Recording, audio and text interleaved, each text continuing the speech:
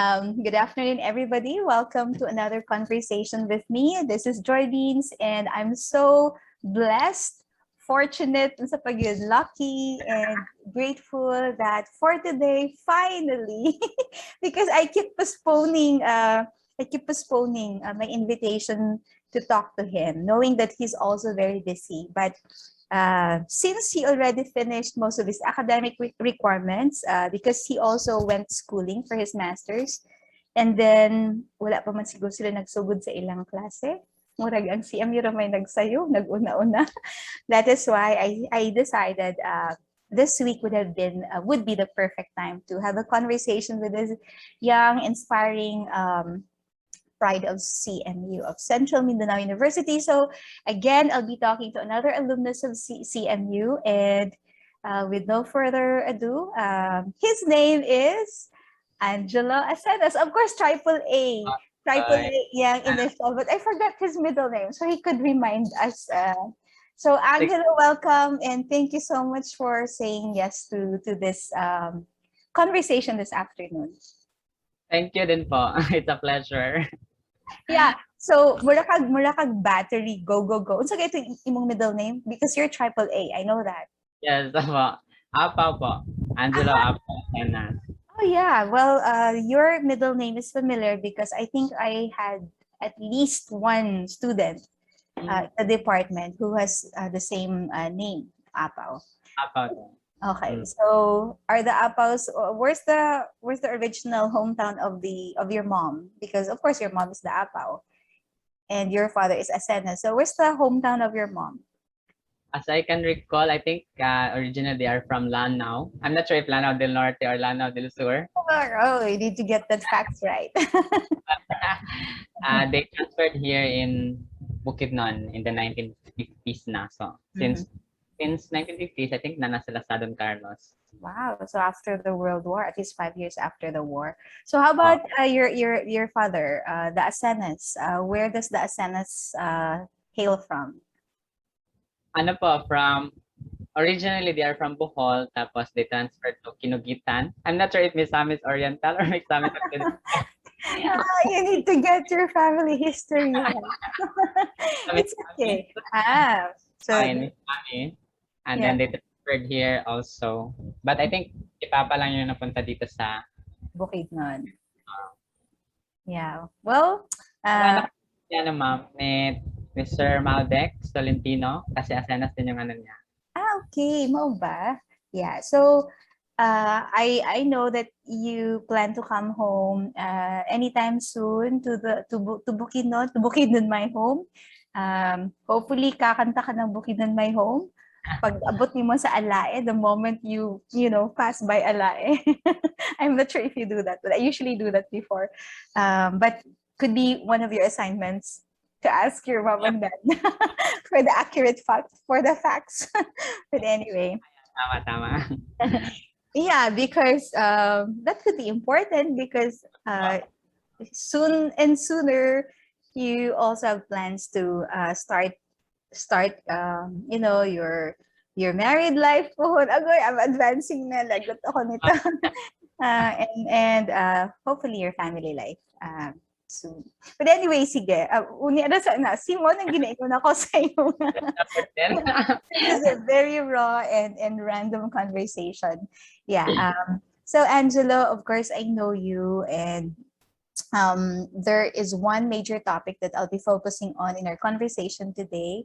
But definitely, sige, let's get to know you more. I'll introduce you a little bit, but you can add on. No? So, okay. So for everybody, of course, Angelo is very popular in CMU and for many alumni because he was, of course, a student regent. So he's the second student regent that I have conversed with. So the first was Ariel. Hi, Ariel. And now we have here Angelo. But I think I remember you most, no, when you were the Supreme Student Council President, because I've followed your programs, especially the volunteer program and several other programs. And so I'm very happy that today you have the chance to, well, today is my chance to learn from you. Even if you're just 26 years old, I know you're so full of wisdom. So, for my own benefit and which could be useful for other people. So, Angelo, of course, is an alumnus of CMU, BS Mechanical Engineering. Okay. Board top notcher. No, not ma'am. Almost. Oh, Almost. sorry. Oh, siya, number 11 siya. Kasi lahat naman hindi nakasali sa top 11. Oo, kasi top 10 lang pinapublish, but I think he belonged to the top 20. And then, of course, he graduated with one of the highest honors. Were you he graduated magna cum laude, right? Were you Yes po. also the class valedictorian? Hindi po. Hindi po. Okay, sige. All right. So, okay. Please introduce please add more to the introduction, Angelo. Wow, ano pa mga ad ko? Actually, yung CMU ko talaga, yung experience ko sa CMU yung nagtitake pride talaga ako every now and then. Like, palagi ko siyang binabalikan. Kaya it's really nice to get in touch with you, Miss Joy. CMU 1. Actually, after the board exam, hindi ako nag-visit sa CMU kasi nahiya ako. No. Tapos, pag pumupunta ako dyan, hindi talaga ako nagpapakita sa mga faculty. Ganon. No, you brought so many honors to the university. That's why if I'm gonna, really finish off the idea of a book entitled CMU Pride, you would be there in the list. Because I remember, correct me if I'm wrong, you had an experience with American Chamber, right? You sort of, tama ba? With AmCham? Because I remember you being published also in the Bulwark. Your profile was also published in the Bulwark. Bulwark, by the way, just for those who don't know, is an official magazine of CMU. I'm not sure if it's being published until now, but yeah, because hindi na ako connected sa PRIO. I resigned from most of my admin assignments. And then, so you have to tell us later about AmCham, and then I think you had the Ayala, right? Correct? I applied po, pero hanggang top. It's okay. Because among all the people I talked to formally through this platform, I think ikaw yung may AmCham. I'm not sure if Jeric Delphine also went through AmCham. That was the Jeric though. Okay. And then, but ikaw lang yata yung sa Ayala. So, sige, please, can you tell us, and then before we go to that, your 2 precious years being a TFP fellow, but we'll talk about it later. So, kasi sabi mo nahihiya ka, pumunta dito. Please don't do that. Remember the moment I saw your face, so when you logged into the Zoom, I was just having this huge smile on my face because finally I see Angelo. You've done so much for the university. Actually, when you were a student regent, you had huge projects. So, sige, let's talk about that. What was AmCham, and then what was your Ayala? What's the Ayala, and what was your Ayala experience? And then what were your, pet projects when you are the student regent? Ang dami ko ng tanong, no? Wow. AmCham is siya.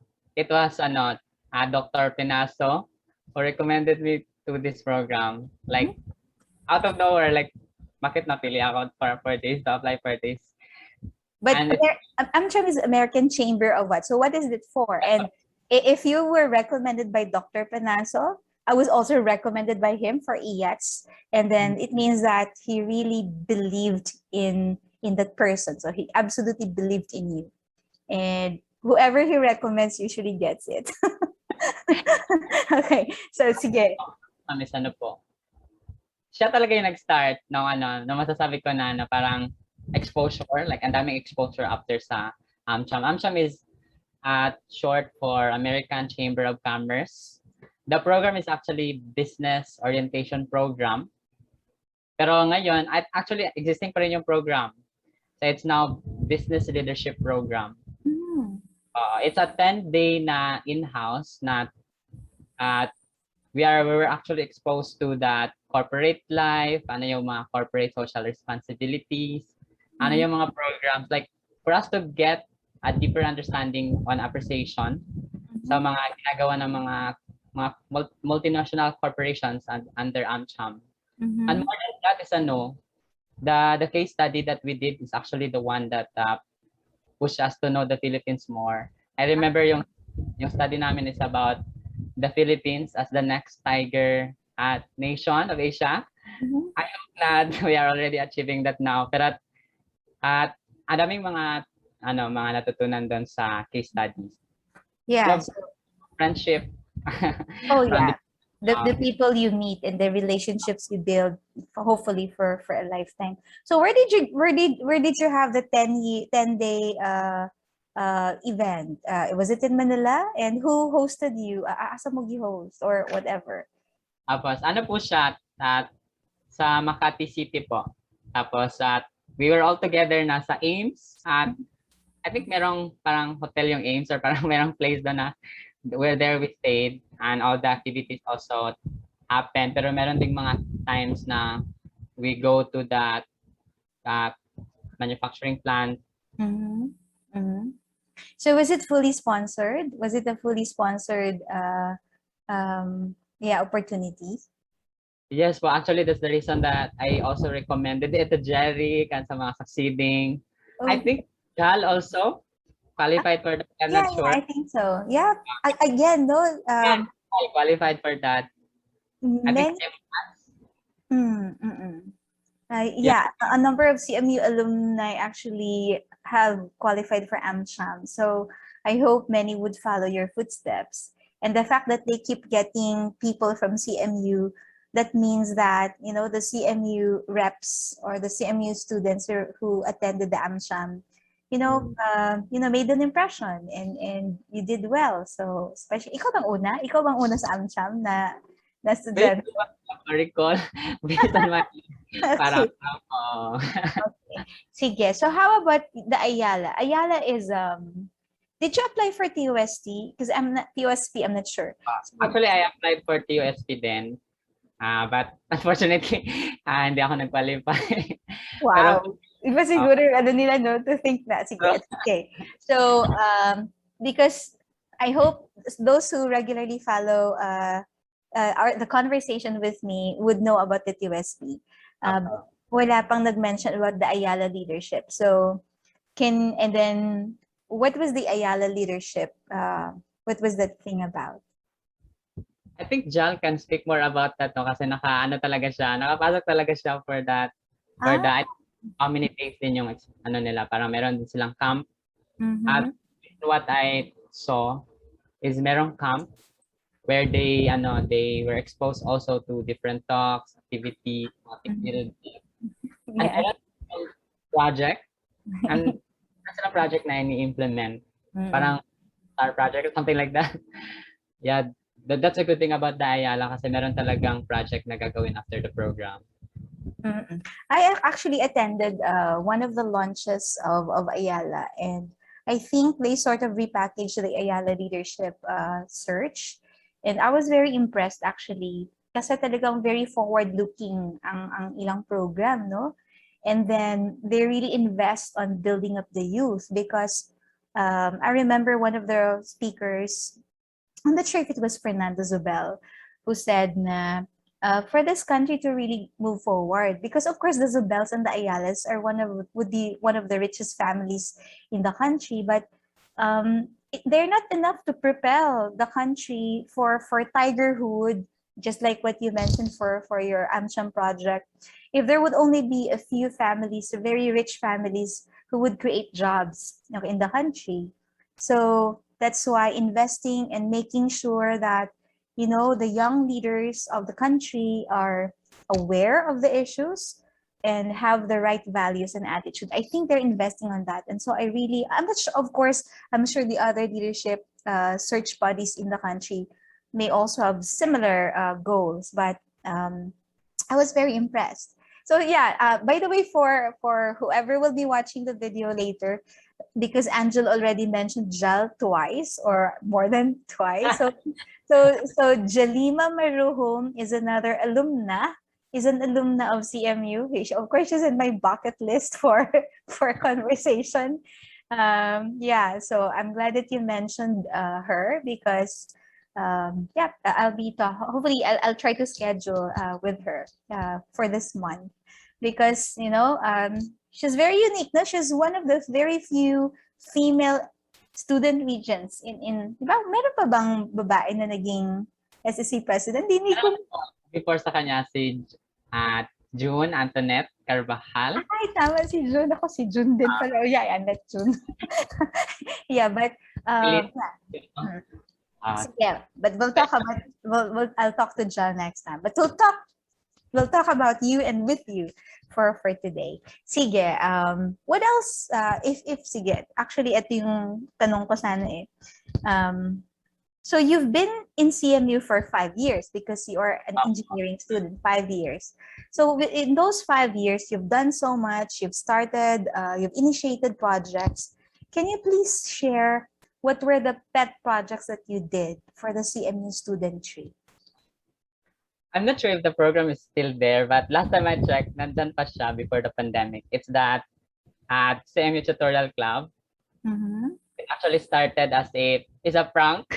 Like nag-prank kami ng students na during the first day of the class that we are actually third year or fourth, I think fourth year. Tapos pumasok ako sa isang class ng mga freshmen. Tapos nagturo ako sa kanila.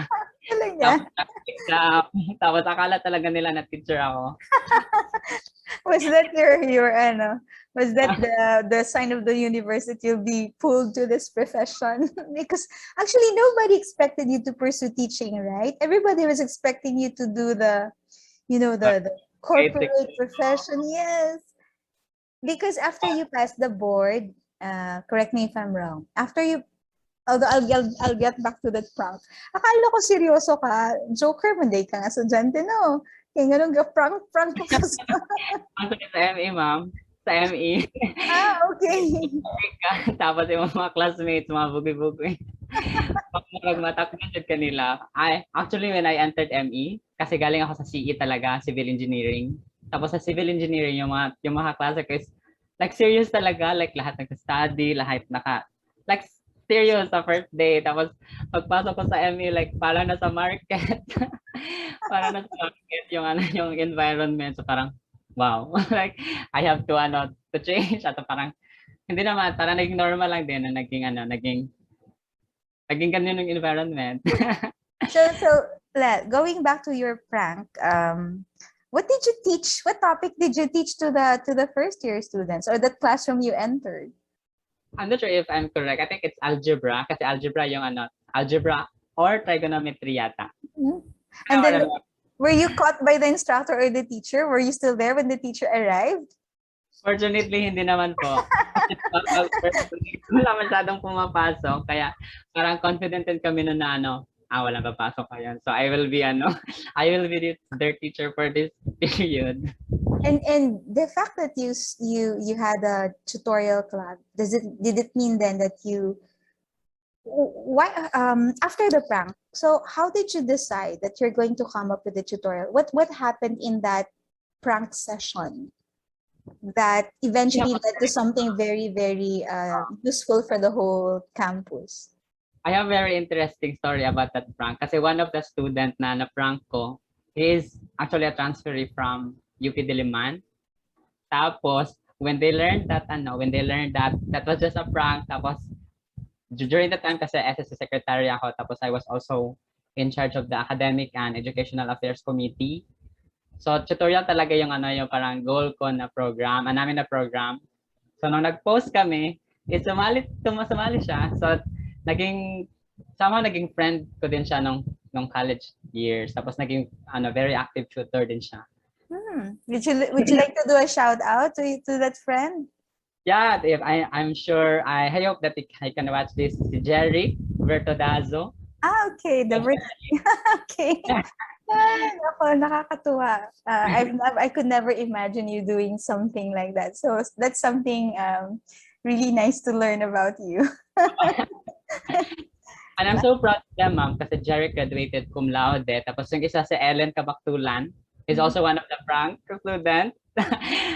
She graduated cum or man, yeah. So like, nag-excel talaga sila. I think the tutorial club helped them also. Mm-mm. Yeah, yeah. So that's very good. So they experience your style of teaching, although it was, initially a joke, and then they became involved with the program, and then they benefited from it, I think. And hopefully, that's good, because doing tutorials means it's an extra step. It's an extra mile. Nobody's paying you for it. There are no benefits, except maybe the benefit of satisfaction when you see your students asking a lot of questions, and then seeing their eyes clearing up when they finally understand a concept or principle. No, so yeah. So what was after that? So what was the how many years did you start the tutorial when you were in your fifth year, or immediately after that it was formally formed? Okay, nag-start po siya 2014 when I was fourth year fourth year. Tapos ano pa lang siya, under pa lang siya ng College of Engineering Student Council during that time. Mm-hmm. The next year kasi naging SSC ako president, ni-level up ko siya. Tapos register talaga kami ng club na nag-elect talaga ng president at mga officers. How many members did you have then in the club? Which means every member is a volunteer to tutor, right? From different disciplines. So what was the biggest number of membership did you get? Yung mga active talaga namin, ma'am, is mga 20. Pero may mga members na nagpapa-enlist din sila. Like umabot kami ng 30 years. Kasi hindi lang kasi yung teaching talaga yung ginagawa. So yung tutorial club actually din siya. Nag-transform siya when I was in the SSC into the CMU Volunteer Corps. Ayun yung na din kami, nag-touch and teach naman. Yung touch and teach is tutorial siya. Same din ng mga tutors yung nag-lead. Pero this time, in cooperation na siya with a different organization sa CMU. Kaya tinawag naman siya na CMU1. Yeah. Ayun yung sa mga volunteers, sa mga schools, yung school sa Quezon, sa Boto.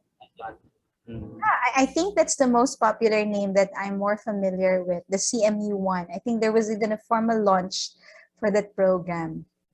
But I'm not sure. Magana, ma'am. Actually, she's one of the proponent of that CMU1. Pag CMU1 siya talaga yung ma-remember ko, si Ma'am Emily. Yeah, Dr. Damag. Yes, I have my moment. I have a moment remembering, because she's a very she's like my mom. She's my adopted mom. I call her Ate Doc Mom. Yeah, so both of us and many other students and employees in this university and many alumni have been graced by her life. No, her life was a blessing. Her friendship was a blessing. And yes, okay, so hi, shout out to Ate Emily in heaven. Thank you for that. But this is my thought. I think especially now, especially with the pandemic and with many students still scrambling and adjusting with the new system of learning. Majority, of course, we're doing this online class, and I think you're also doing that, definitely. But there are still some who really want the printed form, the module form. But everybody the university is hoping that majority, or let's say 99% of the students hopefully could have access for online learning. And even if it's online learning, I hope that there is still a facility, or there's still a program for tutorial, because I'm not sure. I don't know. Maybe I should ask the OSA director about that. No, if if they have a program. Because although you started the tutorial club and the CMU1 volunteer program or core as a student-led initiative, I hope that it would become institutionalized. Do you understand my point? I hope it become an institutional program. And of course, that would be in the lead, but there should be some kind of support. There should be an official office. There should be at least a little bit of budget.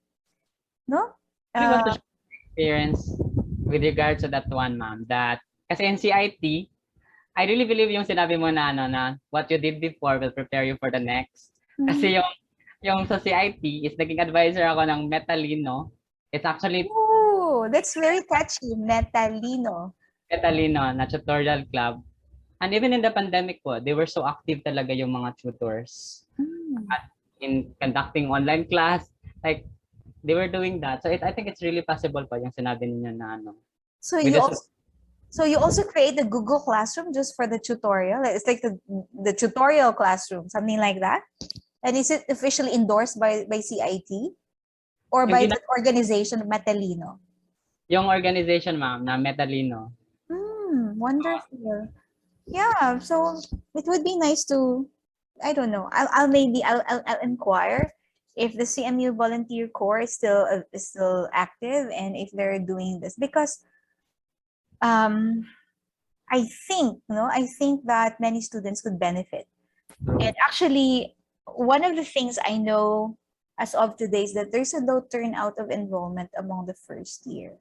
So I don't know why, because I thought things would become better because this is now our third semester for online learning.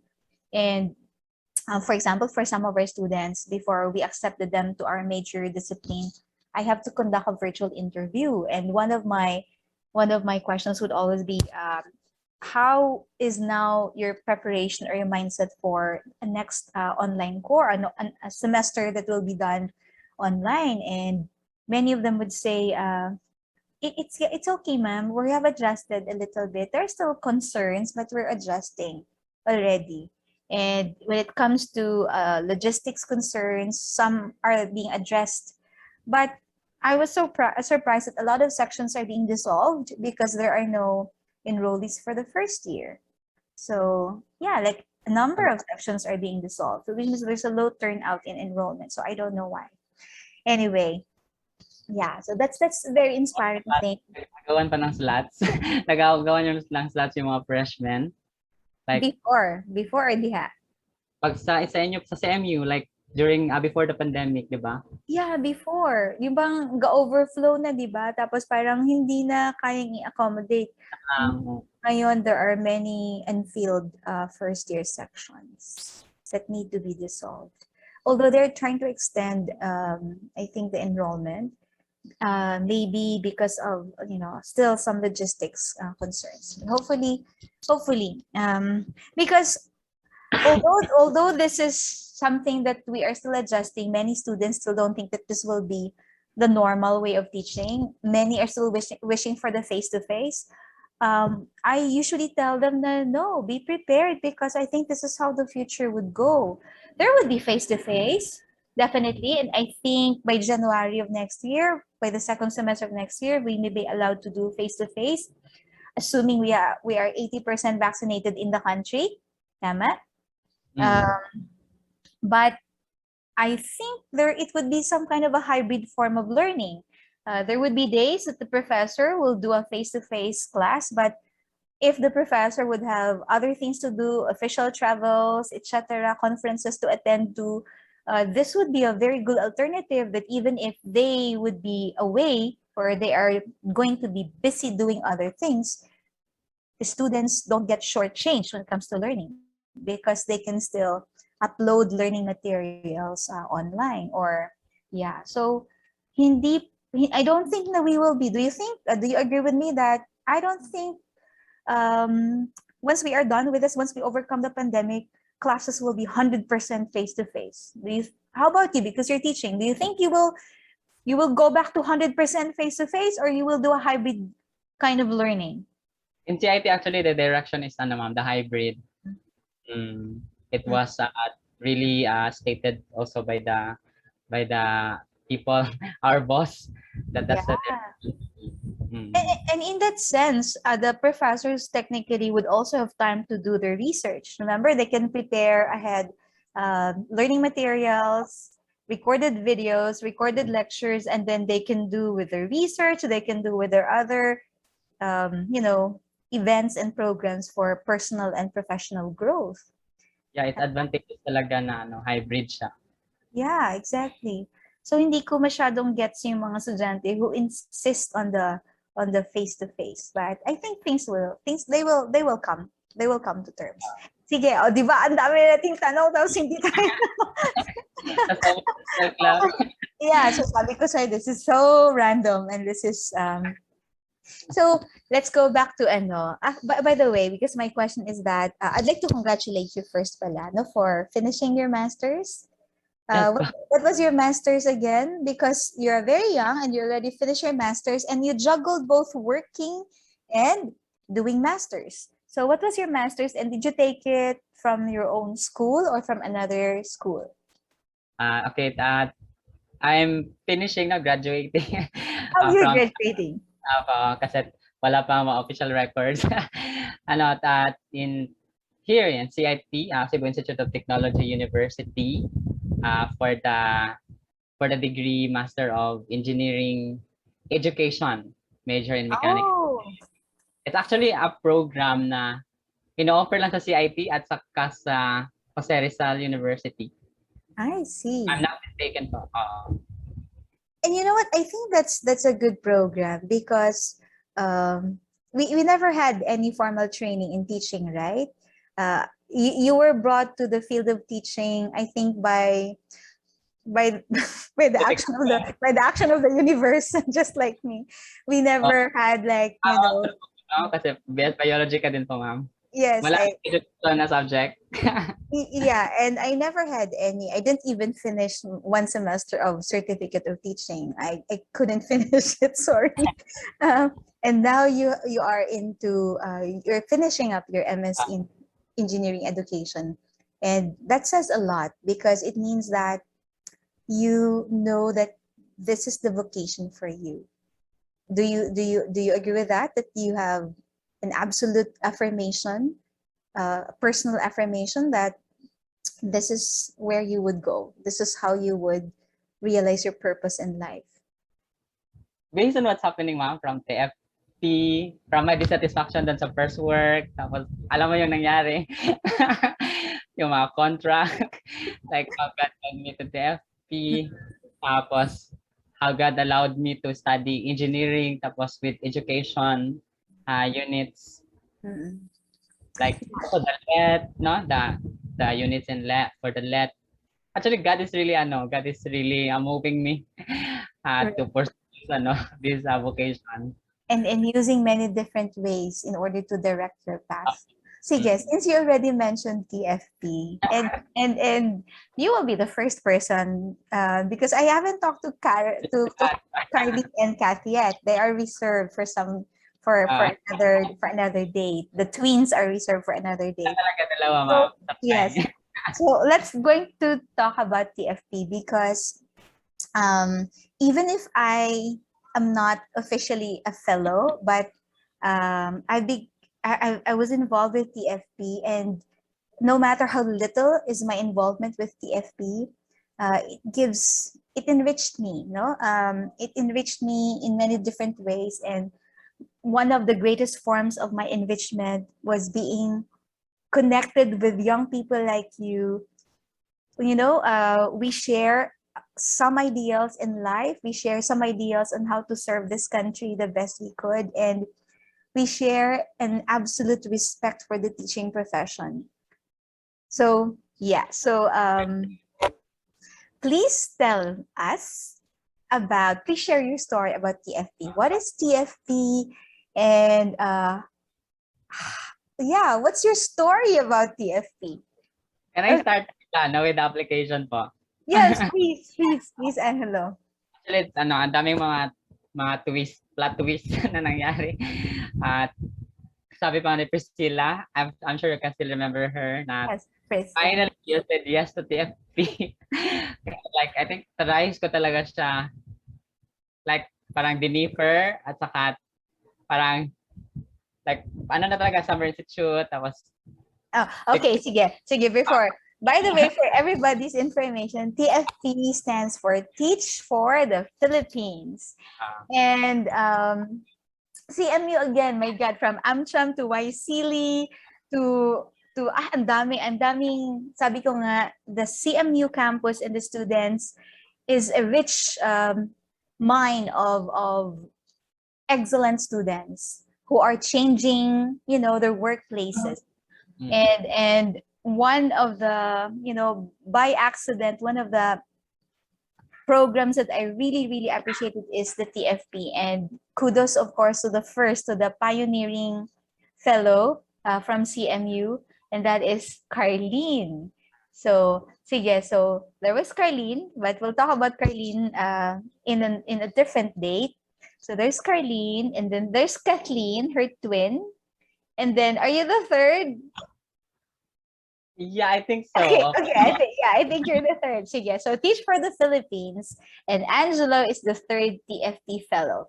So what is the TFP fellowship first? And what is it about? Because it's such a huge shift, no? From your corporate job to leaving that work and then pursuing the fellowship for 2 years, and then finding now your space in another academic institution as an instructor. So what's TFP, your journey to apply for TFP, and how has it impacted your life and the decisions that you have made and where you are right now? Sige, what's TFP muna? TFP, like, Teach for the Philippines. So it is a non-government, so it is an NGO organization founded by Clarissa, and also the other founders of TFP, of course. And it's a 2-year fellowship program wherein the organization recruit, and then they select, they trained. No, we undergo 2 months training under the Summer Institute to prepare even non-education graduates like me. I'm an engineering graduate. Kat and Clark, they were agriculture and DevCom. They were not really we were not education graduates, but we were given the chance to be trained in teaching and pedagogy.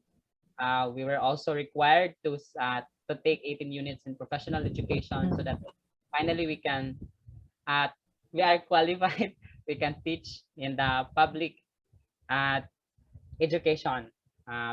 It can either be elementary or secondary. In my case, I was assigned in Consolacion National High School, senior high school in Cebu, where I taught for 2 years. In TFP, you are not just going to teach, actually. It's a very rich experience. Alongside with the teaching responsibilities, we had the chance we were given also the budget to implement community engagement programs, and we undergone 720 hours of training and transformational leadership. It's actually a very rich experience. Where did you train for 2 months? And then after the training, did you take the board exam for teaching? Because that's an opportunity, right? After you're trained, you get some education units, and then did you take the licensure exam for teachers after that? So where did you go for training, for your 2-month training? Intensive training. It's a summer institute. Where? It's in Manila, and then the half of that is in Manila, and then the other half is in Pangasinan. Under the partnership of the university, the FINMA, University of Pangasinan, TFP, and the LMU, which is Loyola Marymount University. So did you take the licensure exam for teachers after that, Angelo? Or hindi? Ma'am, after mga 6 months, I think we have to finish the 18 units, and then after that by March, and the next 2017 kasi nag-start yung training for 2 months, and then we were accepted August. Tapos by March following year, nag-let. Yeah, so that's your second license, right? So that's your second benefit. So yeah, Angelo mentioned something very, very important. So TFP does not recruit students or young graduates whose background is education, whose degree is even education. They're looking for actually student leaders. Why is that? What's their rationale for that very purposive recruitment target? Mm. PFP actually is a leadership training, ma'am.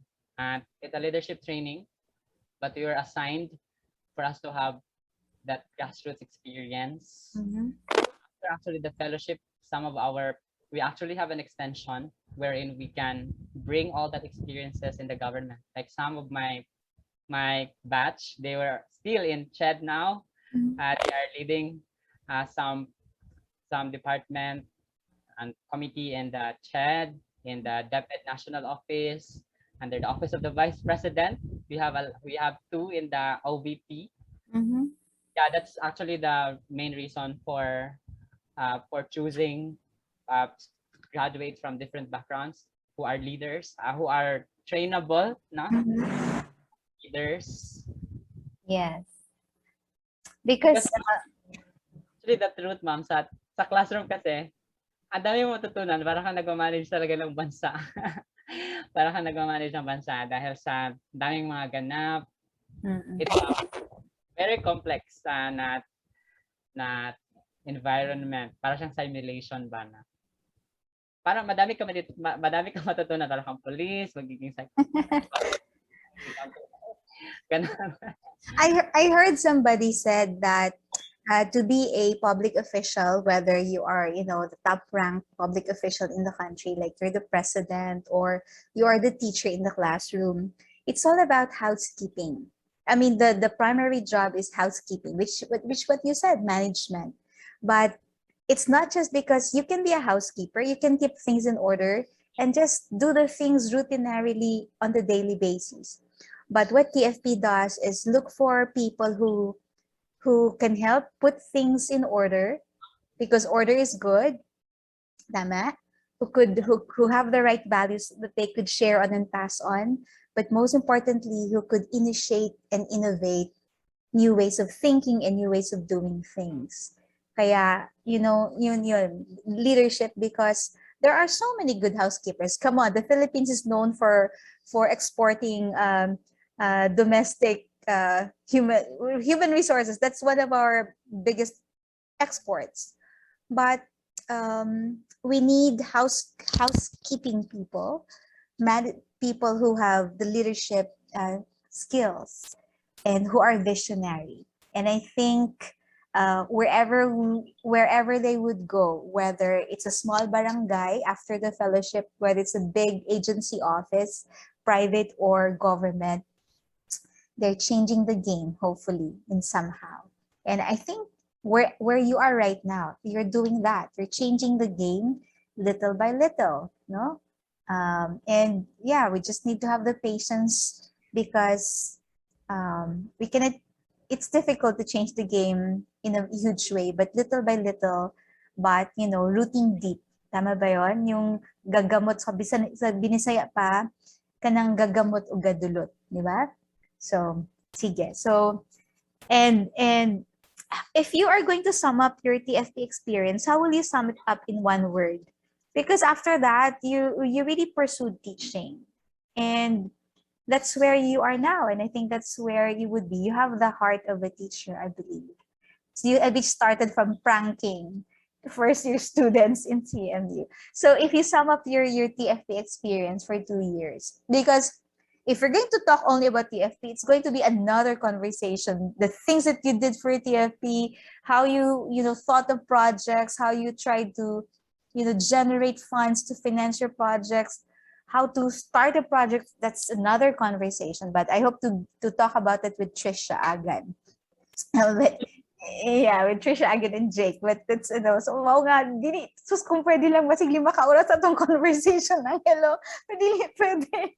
So, kana siya. So, think of a word that would sum up your TFP experience, because I think that was really, you know, that was really the critical point, why you decided to be in the academy? At, it's actually our, yung name ng batch namin, yung cohort 2017 actually. Puso siya. Puso para sa bata, puso para sa bayan. Kasi Wow.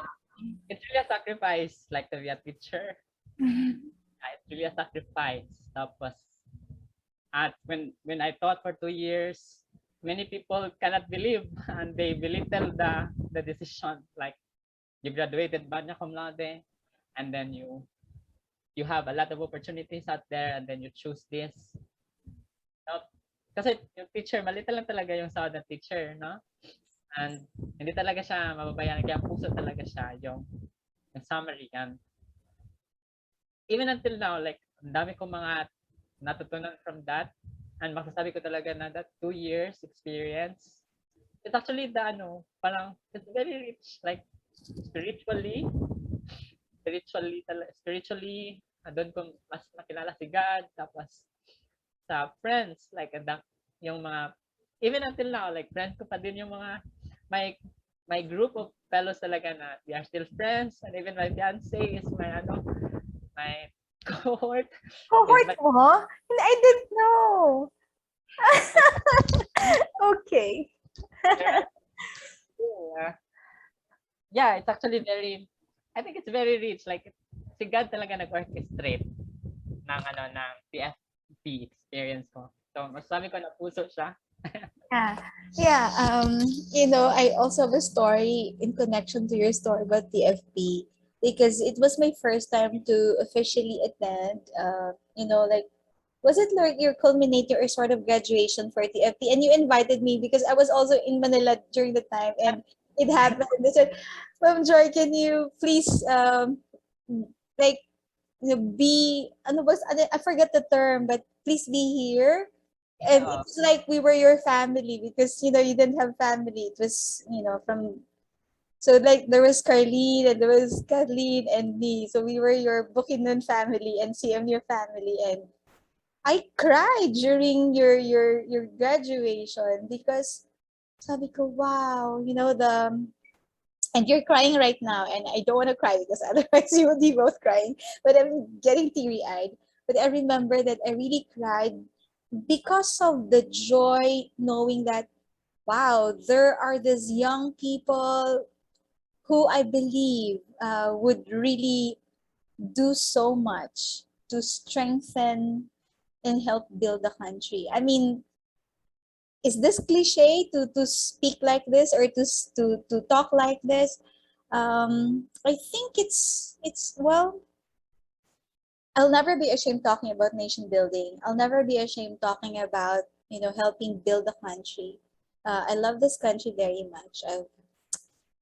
I've declined many job offers because I really would like to stay here and work for a government agency, and that's why seeing you and many young people like you, and now knowing that your fiance is a cohort, oh my god, I never knew that. Wow. So yeah, the future is just getting better and better. I believe you both would be. I would know you both would be wonderful parents when you form your family, because aside from what you learned from your parents and your families, you also had another family, your TFP family. You had your CMU family, where you also, I think, where the seed for the love of teaching started, where it was sown. No? Wow. See? Joker meto conversation. No, joker siya, pero... Yeah. I did not expect that. Yeah. Talaga. Yeah, grabe talaga. Even Kat and Kardik, when they talk about their TFP experience, like, mapapanganga talaga ako, like, mas grabe yung mga stories nila, kasi sa elementary, mas grabe yung mga stories din, like, sa kanila. But every experience, sabi ko nga, I wish TFP would just would form a book per batch. I think they're doing that, right? The stories, the church stories, that apostrophe church stories. Yeah. That's why it's so good to talk to young people like you, no? Magbalik-balik yun kung ingon ani nga that your lives and your stories, your personal journeys are very inspiring, and they fuel and they are fuel for people like me. Sometimes good at my age. Gikapoy na. Gikapoy na. Sorry. Gikapoy na. We need a second wind. As my And mind also like sa mga I'm not trying to to discriminate, but I noticed that in my co-teachers sa public school nung nagturo ko sa senior high, like makikita ko talaga yung parang discouragement ba on their side. Like makikita ko talaga yung efforts nila. Like every day, they have to spend their own money, they have to go to school even during non-working days. Kaya din siguro naging ganun yung parang thought nila, like they can no longer appreciate that some of them can no longer appreciate that the value of what they are doing because of the being undervalued also. yeah, that's one issue that would require many panel members to discuss. The status of the teaching profession. All the things are getting better. Even for the elementary teachers, their pay is getting better. They have more opportunities for their personal growth. But I hope this issue would be consciously in the programming of many principals, many heads of schools, that they should be very mindful about. For the young people of your age, nako, you're still oozing with energy. But for those who are in the middle ages, sila ang mga medyo tan-awunin nga, how can they be recharged? How can they be refueled? In what ways can they be refueled? Because sending them to seminars is not enough. Some of them may attend seminars, but they would just log in and then go out for shopping or joke lang, sorry.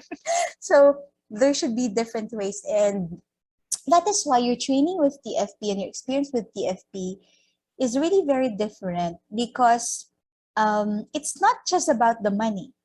I think that's of course, Clarissa and everybody in TFP is not talking about that explicitly, but it's never about the money. Teaching will never make you rich, okay? If you follow the teaching profession, it will never make you rich.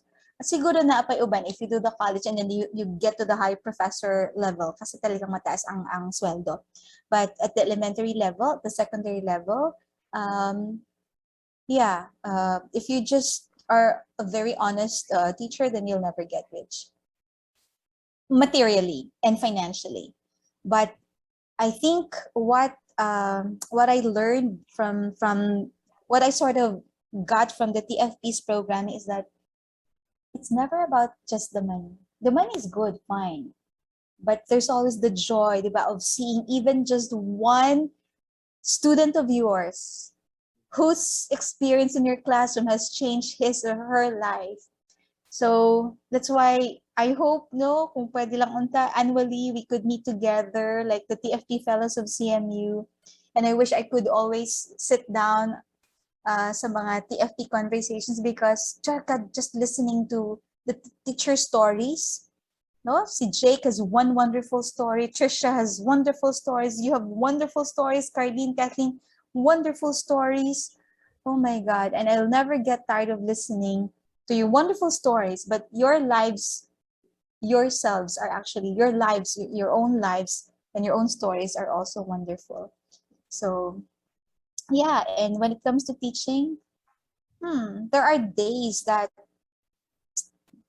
really hard and difficult and you're so fatigued.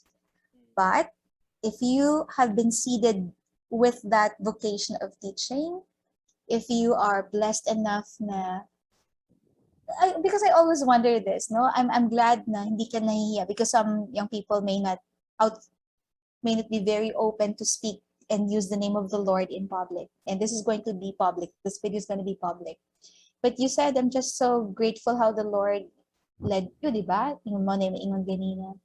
And I always wonder nga, God of all profession, although of course that's already in the Bible, God chose teaching, to be the teacher. And sabi nga, in this country, the most valuable people are teachers. Pambato diri, pambato dito, but still a little bit less valued. But hopefully things are getting better. And I think it takes young people like you, and hopefully people like me and those who really are passionate about teaching. It's money is good, but it's about um, making a contribution to help build better lives. I'm not sure. That's again another cliche, but I think you believe in that. I believe in that. Otherwise I will not be. Otherwise, I cannot sustain Angelo if I don't believe in that. If it's just money, no, money is never the motivation for me. It's about uh, it's about seeing one or two or few students, and then after they graduate, no, yeah, you've heard how they are becoming. Kana siya. I think that's the greatest reward. I think that's the greatest reward. Naku, saan napunta ang ating conversation? Okay, so, sige. O, di ba? Ano ba yung questions ko sa'yo? Isip pala, ma'am, na when your students became your friend, like, kahit hindi mo na sila under ba, like, naging friend. May mga students kasi ako before from the public school, tapos nag-enroll siya sa CIT, sila sa CIT. There are two of them. Tapos friend. Nakikita kami. Oh, your students when you were still the TFP fellow. Opo, And now in college, they have enrolled. Oh, that's wonderful. Yeah, Yes. they excelled in CIT. The Revi is, I think, top 1, top 2 in psychology. And then the other one, she's also doing well in the computer engineering program. Wow. Do you think you can initiate another program at CIT that sorts of mimics the program of TFP? That instead of you just doing tutorial within the campus, maybe there's outreach program where you can visit elementary schools and high schools. Tama? Yeah, actually, What do you think? I'm looking forward to that, ma'am. Like, that's one of the programs that we can actually do na hindi pa ginagawa ngayon sa CIT. Right. I remember, I think this is a YCLE.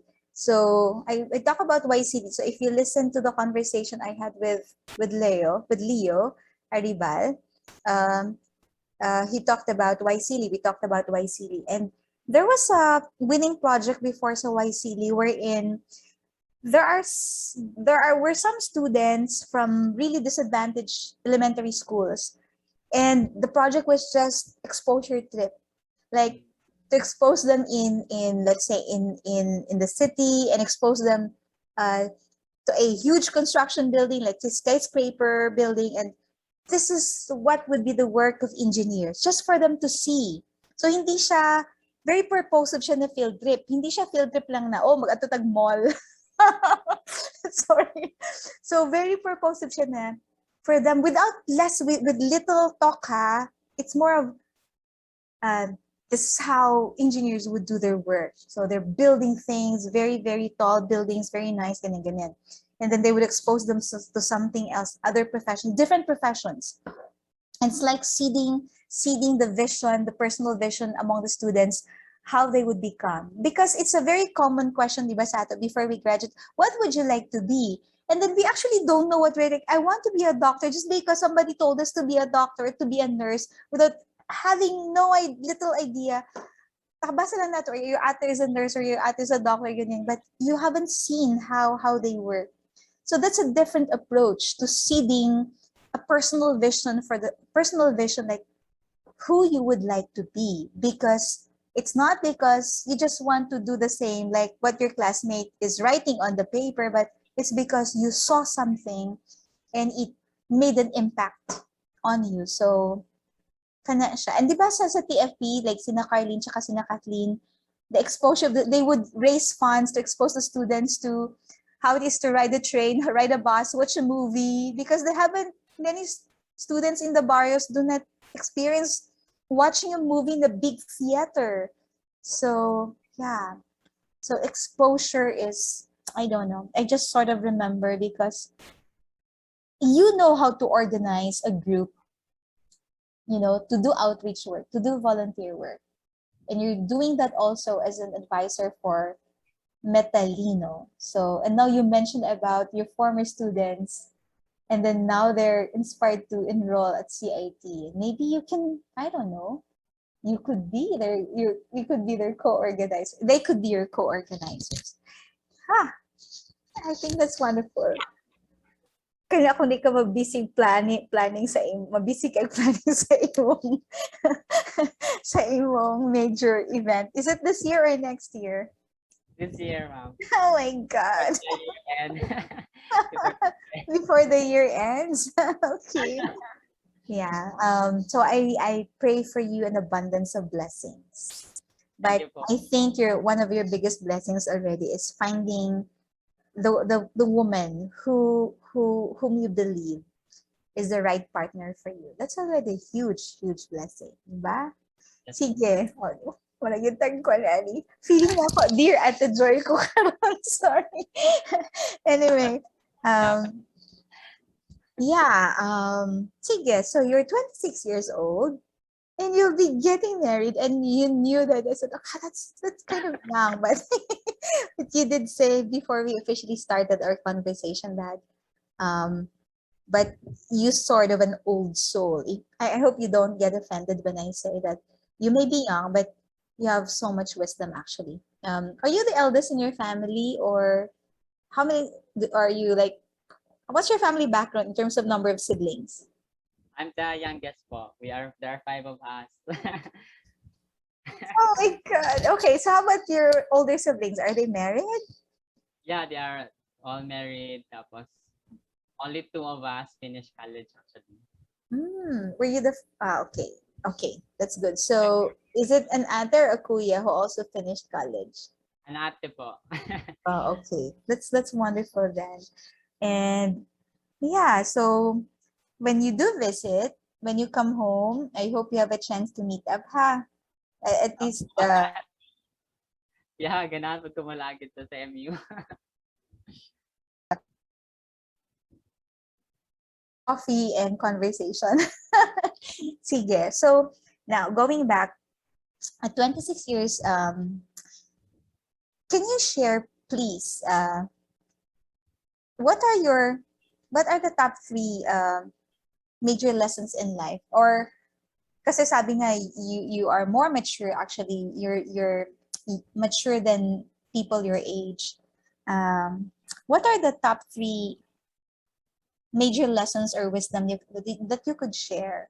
Let's say for young people like you, and even for my age group, no? Especially those who are in the teaching profession. Kaya siguro. Yeah. Because many people are, okay, by the way, before you answer, because one of the major issues globally is that many frontliners are getting so tired, and many of them are resigning from their job, especially the medical frontliners, because they are already very tired. But I hope that things will turn around. But not only the medical people, but even us, because the educational system was not really prepared for this major shift in learning, in teaching. So yeah, so considering that, how would you inspire us in the teaching profession and even those outside the teaching profession by the wisdom that you could share at 20? This has always been my ma'am, that 3 things this has always been constant ever since high school. I think high school, college, tapos my first work at TFP, and now the first one is really preparation. Mhm. Like before you do anything or you embark into something, you really have to prepare. For me, it really worked to prepare. Like as a teacher, preparation is the key. When you want to deliver an excellent lesson, when you want to know, that when you want to give the students a meaningful experience, either synchronous or asynchronous, all the activities you really have to plan out you really have to prepare lesson plans. That's the one thing that I learned in teaching in high school. You have to prepare lesson plans. You have to outline what you want them, the expected, the outcomes that you want them to really to develop, no, for the students. And in life, it also apply, ma'am. Like when I was still a student in CMU, it is not actually my cerebral capacity.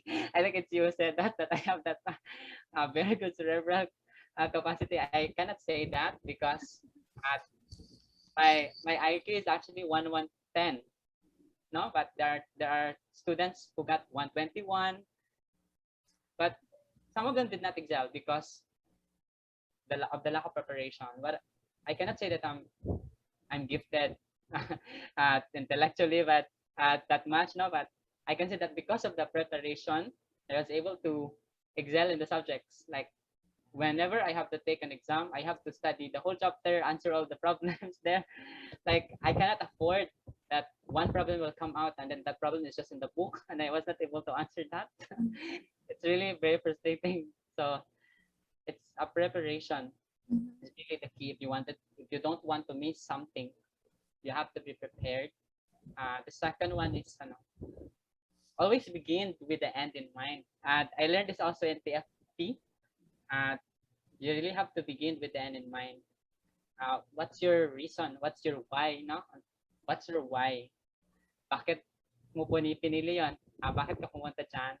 Because whenever you feel frustrated or whenever you feel undervalued, whenever you are you feel you are weak already, or you are not you're incompetent. Like there are times that I also experienced that, especially as a young instructor in college. There are times that you feel that. But I actually wrote a letter where I wrote my why. And I promise that whenever I will say to myself that I will quit, I will resign, I will read that so that I will be reminded of the reason why I chose this path. And the third one, this is very personal to me. It's really faith. Of course, faith in yourself, faith in the system.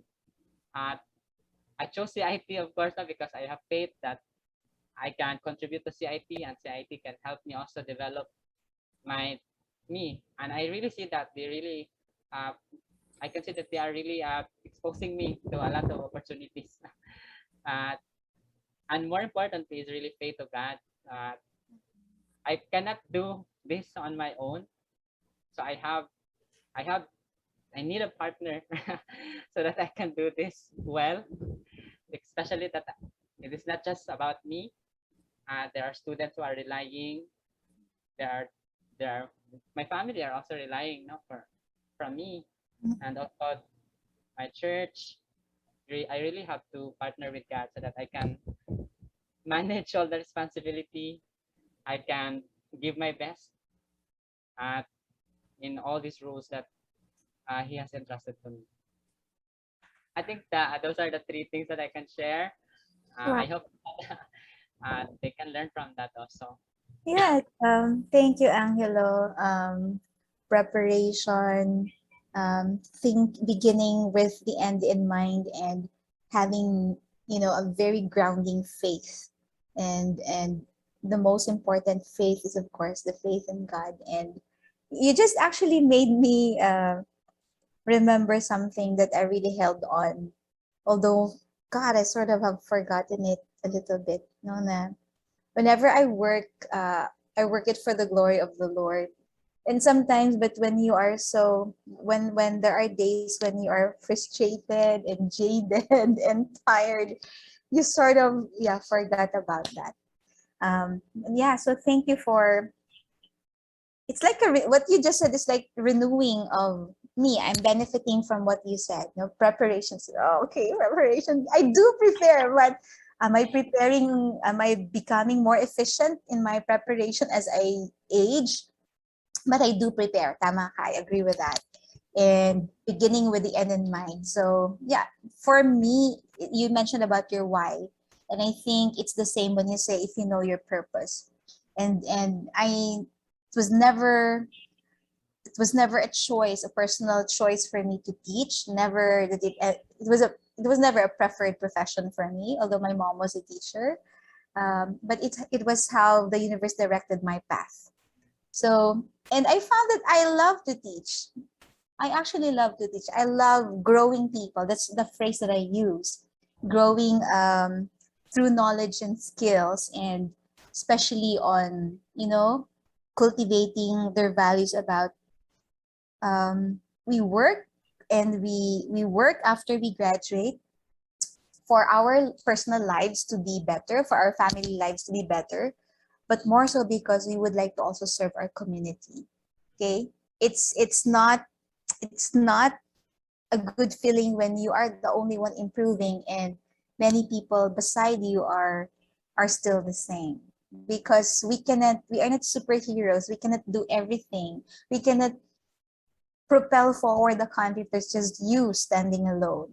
So it would be good to really have some people, maybe not all, but a significant number of people. And yeah, I believe in that. That's why the teaching profession has afforded me with the vineyard to try what I can. But there are days that you really get tired. So thank you for reminding me. And I hope that whoever would also be listening to this conversation also get reminded by the wisdom that you shared today. Napaka-seryoso naman ng ating usapan. But I think I always believe that's what we need. And I think we are being led on, because again, this is not scripted.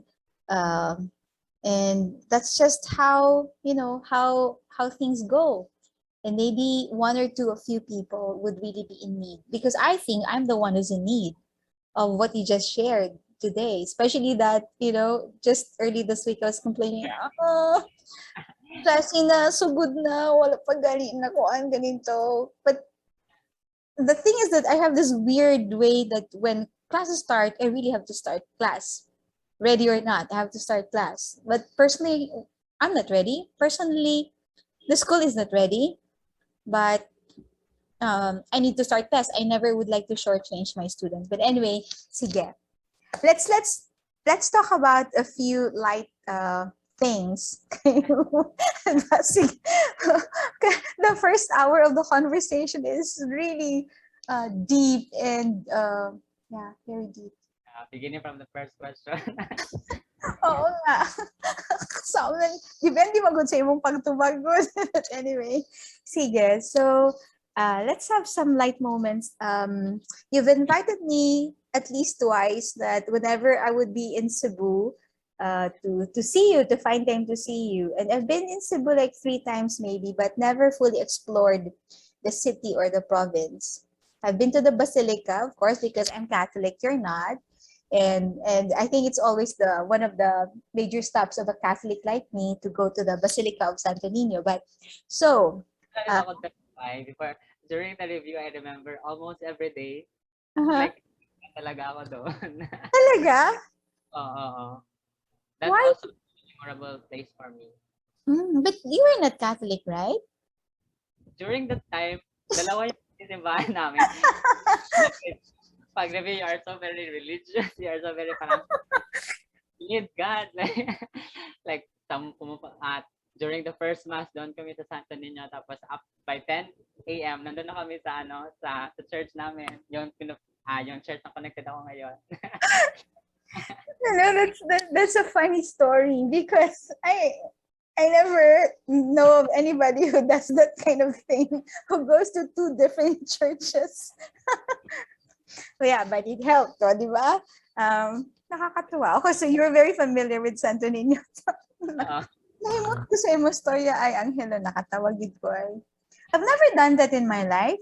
I've visited, of course, mosques, out of curiosity. It's more of a cultural curiosity. So way back in 2019, I decided to dedicate one day to visit 2 of the most popular mosques in Mindanao, and that's the Grand Mosque in Cotabato and the Pink Mosque in Maguindanao. I visited those 2 because I'm just very curious, and but you well, anyway, the story is not mine. But that's the thing. But as I've said, karon pa ko kadungog og kaduha mo simba, so sa kadlaw unya, like nga duha ka lang nga simbahan ang atuan para magampo para sa board. Ay, nako. Actually, Oh. all of us in that dormitory passed. All Yay! dormitory passed the exam. Faith, there's actually a verse in the Bible that if you have faith, all will be possible with you. Parang ganun. Yeah, but it's not actually, faith is for me, you can comment on it. Faith for me is never about religion, okay?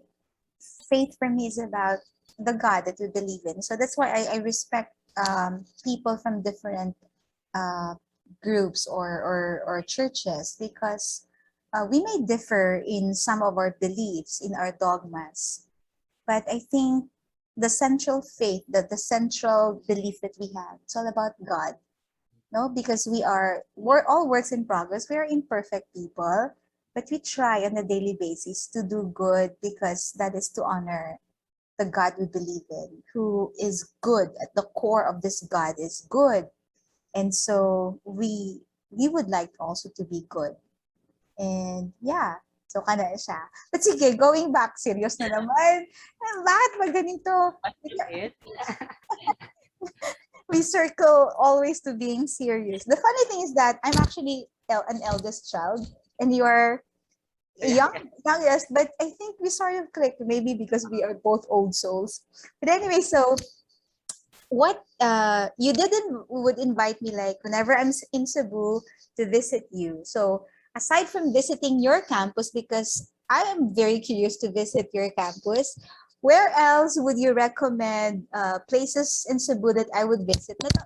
Not only just me, but perhaps some of your friends who may be visiting, and even TFP people who could be visiting, and whenever your family. Has your family visited Cebu already? Your family from Bukidnon? Hopefully. Okay. Yeah. Sa December. Or yeah. So where will you bring them? Where will you bring them? Kung imo silang itour sa Cebu. If I have all the money and all the time, I will bring first yun sa Bantayan Island. Mm-hmm. It's a separate island, but it's still part of Cebu province. You have to travel I think 2 to 3 hours from Cebu City to the port, and then you have to ride on Roro, tapos by I think 1 hour you will be there already. What I like about Bantayan is the white sand beach. It's actually virgin talaga yung island. Merong part na it's called the Virgin Island. Kahit saan ka mapunta, it's very refreshing to be there. I've been there twice already. And I still want to come there. It's really a very good place to visit, to relax here in Cebu, away from the city. And if you like Japan, of course, the city.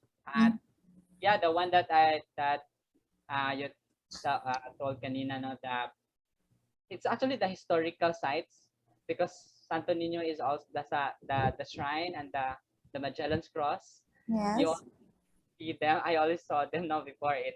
There, yes. I thought that it's a big cathedral with all the embellishment. But it's actually very small Ramadano, ang katong Magellan's Cross. It's very amazing that it's still there, no, until now.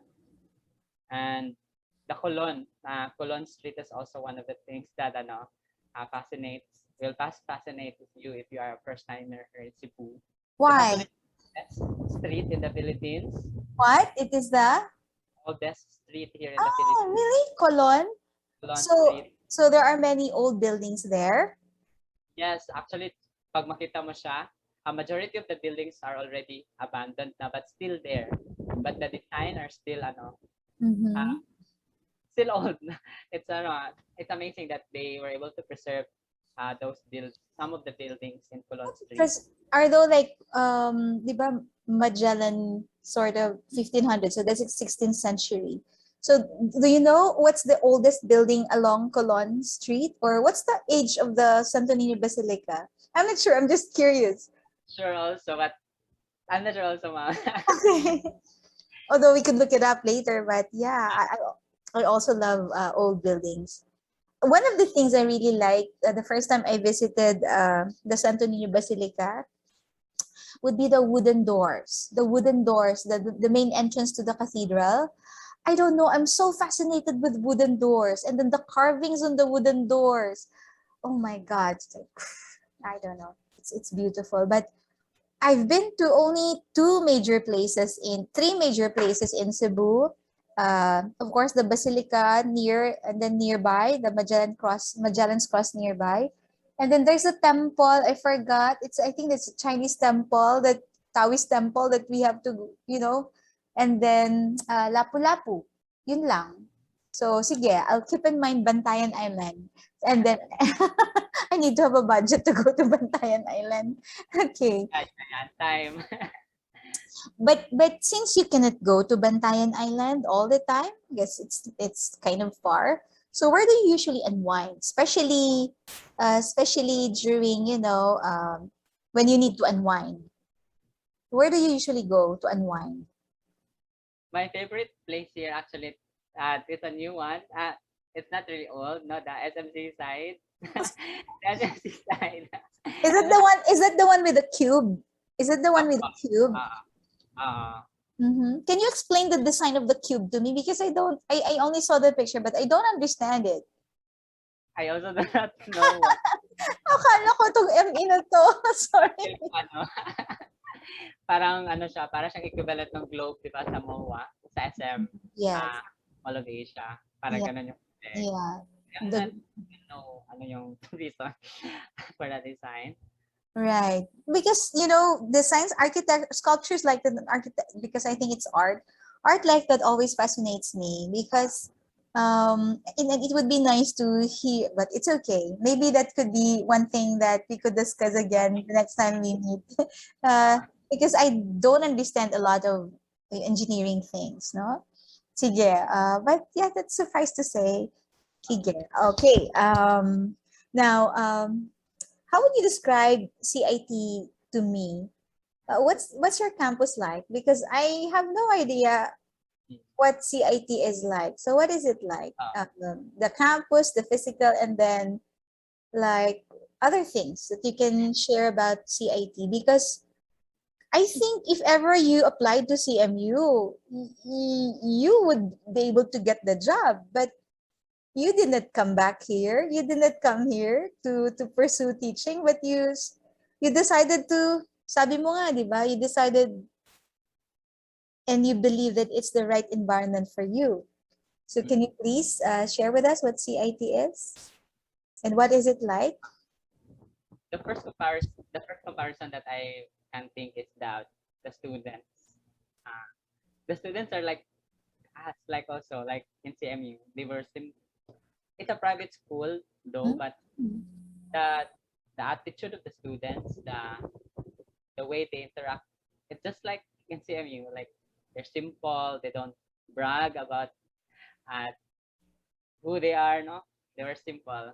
I think that's the one that I can. They were respectful and courteous. That's the one thing that I can observe with the students that we have. When it comes to the environment, CIT is actually a very small campus lang, no? Compared to CMU that you have to ride a tricycle. So from one college. CIT is a very small campus. Maybe that's also the reason why you can really observe how the people interact. It's actually all of from the kindergarten. You can see them, the elementary, high school, senior high, college, and then the graduate school. Everyone in that is there in that small campus, and we can see everyone. That's the reason why I can observe how they interact. They are really very those kind of people that I just mentioned. What I like also, what I also like about CIT, especially working with the department of ME, they were competitive, competitive in the sense that they always like to be on top. The motto one of the motto of CIT is CIT tops again, because the university brag about having 82 first placers, and Wow. Really? For all for engineering, engineering, wow. exams, and 700 something plus top notchers. I think Wow. that's one thing that wow. Uh, Before I will just it's a one in a once it's a very rare now for me before in the College of Engineering in CMU to see someone top the board exam, but here it's why is it that it's here? It's like normal, like it's almost every year that they have that. When I observed the faculty, they were very like this summer we just we revisited all the syllabus and everything so that we compared it with UP how they were doing. We compare it with California Institute of Technology because they really like to upgrade. Mm. That's the one thing that I can that's the reason why I stayed, because I think I can thrive here with the kind of environment because that's also what I like. Yeah, Uh, you fit well there. The kind of values you have and the kind of expectation, the kind of the end in mind you have, sort of, yeah, you found it there. Yeah. what I like also about CITDMM is that though we are private school, we're not catering to rich students only. Uh, Even during the before the pandemic, there are lots of NAS, we call them non-academic scholars. Mm-hmm. They enjoy free tuition fees. Like wow, they enjoy the free tuition fees for 4 years, and there are so many of them. They were Mm-hmm. assigned to all the departments. And each department have one NAS. Oh, So, they so I'm very curious. If it's a private school, is it owned by a family or what's the management of CIT? mm, actually it's owned by the, if I'm not mistaken, the Iscario family. Yeah, Ah, the okay. Iscario family. They are one of the famous one of the streets here is actually called Iscario Street, in honor also of the one of, if I'm not mistaken, one of their family, ancestor. Mhm. Ah, okay. That's wonderful. And I'm glad about what you said. So because that's something that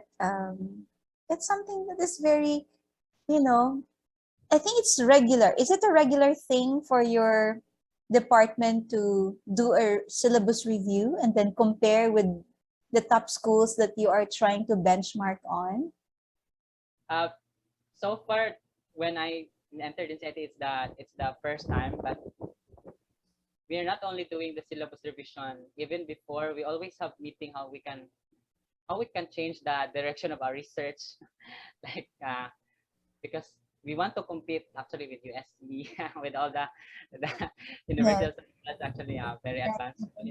We want right. it's not that we always compete like ganun yung parang peg ng Mm-mm.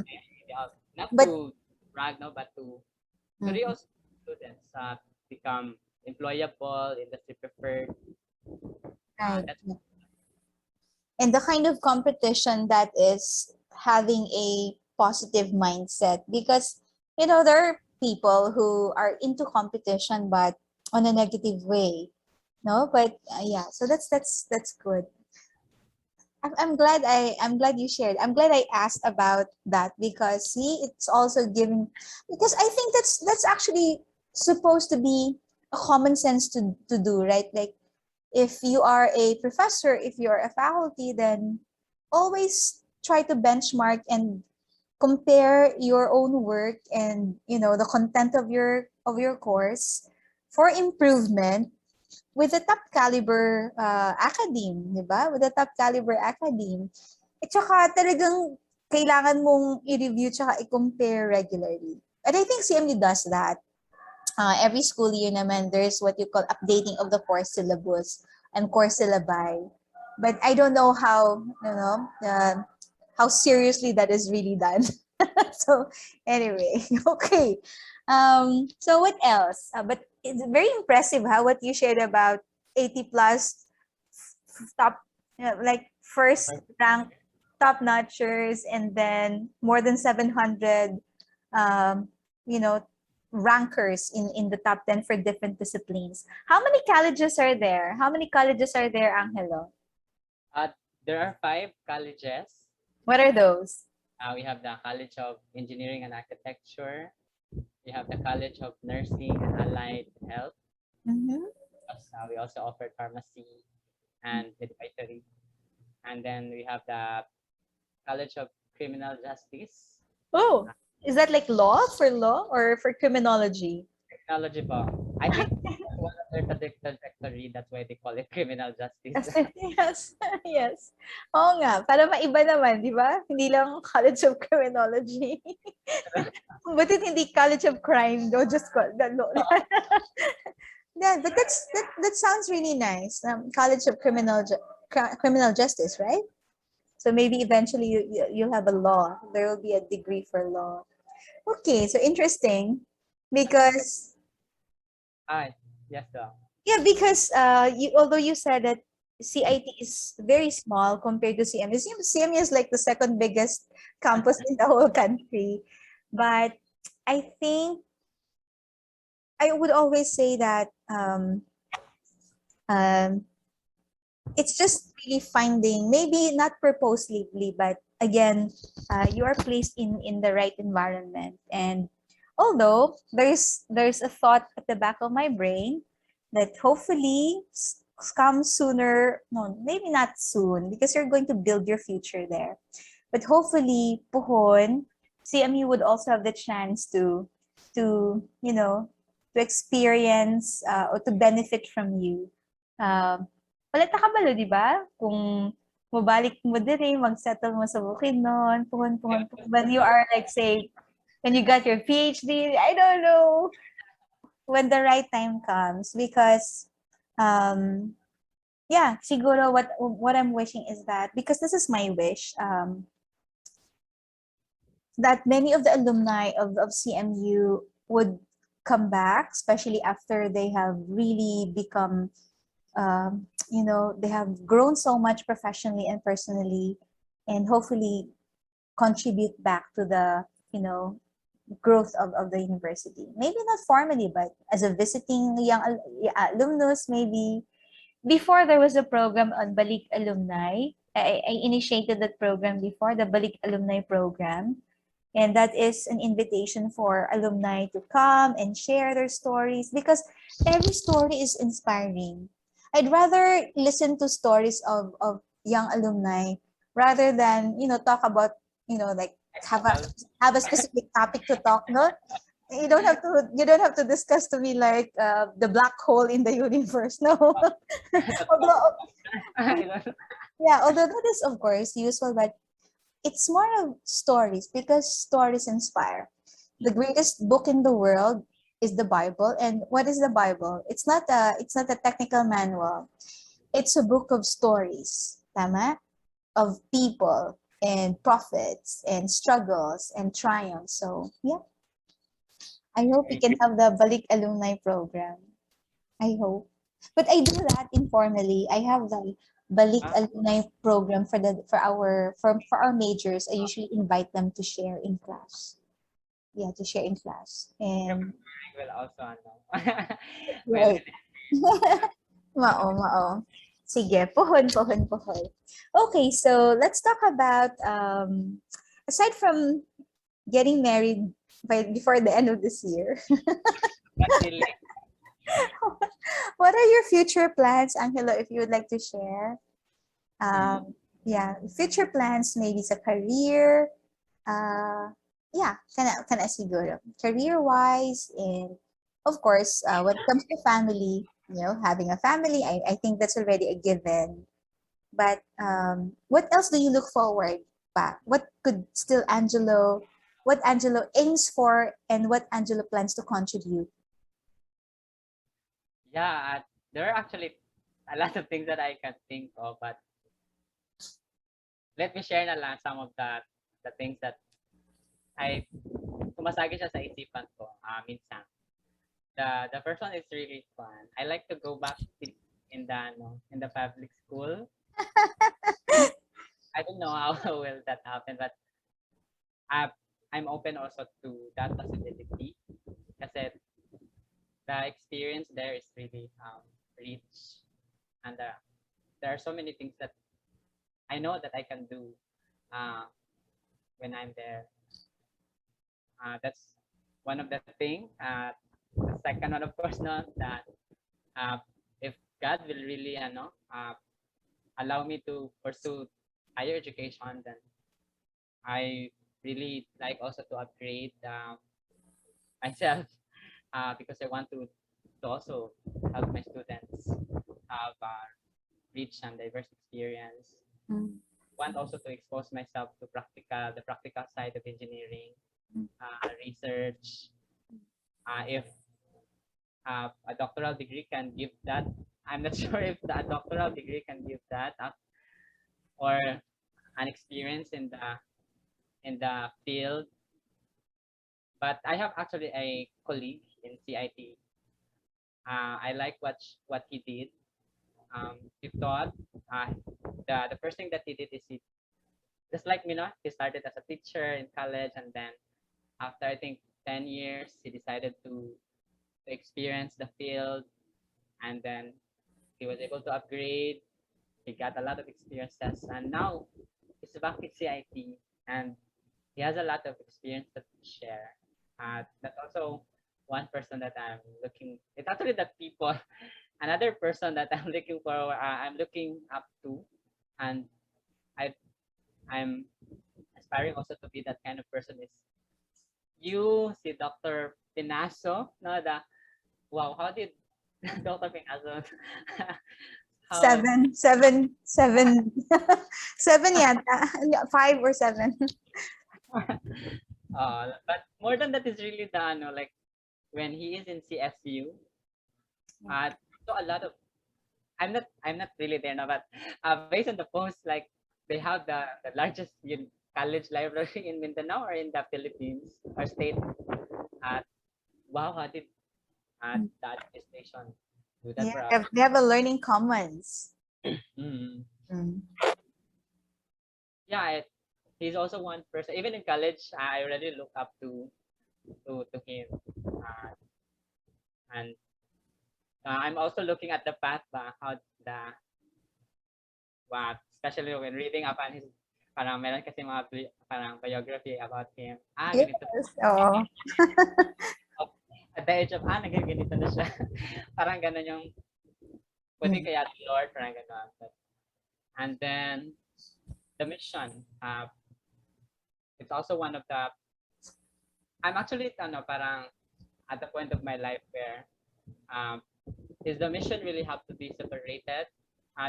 The ministry rather, no? The Christian ministry really have to be separate vocation. Do I really have to detach from the academe so that I can do that? But definitely, I like to influence people to know God more, and not really try to convert them, no, but Yeah. let them have the choice, not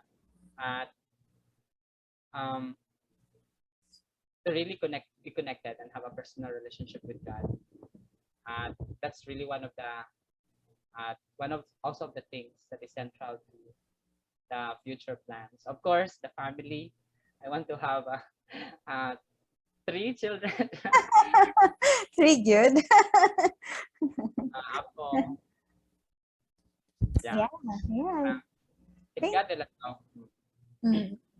Well, I think those are wonderful plans. Kung ako maminaw, kung ako ang maminaw, na nagtapad ko sa one ko, those are very reasonable plans, Lord. Those are very reasonable wishes. So, bigay mo na. Kung ako bigay mo na, Lord. Very reasonable. Tsaka always with a good purpose. Let me just sort of react. So, yung sabi mo na, I think if yung sabi mo na to pursue a higher degree, because if you would like to stay in the academe, and it is really very helpful that we continue to aim to grow ourselves, personal and professional, because that's why